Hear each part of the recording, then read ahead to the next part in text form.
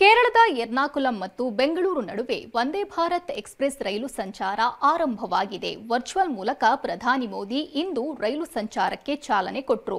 ಬೆಂಗಳೂರಿನ ಕ್ರಾಂತಿವೀರ ಸಂಗೊಳ್ಳಿ ರಾಯಣ್ಣ ನಿಲ್ದಾಣಕ್ಕೆ ಆಗಮಿಸಿದ ರೈಲಿಗೆ ಅದ್ಧೂರಿಯಾಗಿ ಸ್ವಾಗತ ನೀಡಲಾಯಿತು.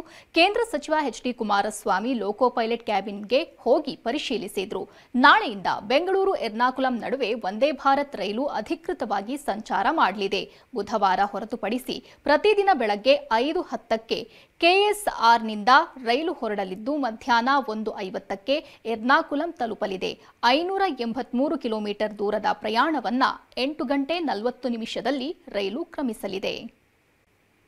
ಈ ವರ್ಷ 2.5 ಲಕ್ಷ ಕೋಟಿ 2,65,000 ಕೋಟಿ ಬಜೆಟ್ನಲ್ಲಿ 24-25ರ ಆಯವ್ಯಯದಲ್ಲಿ ಮಂಡನೆ ಮಾಡಿದರು.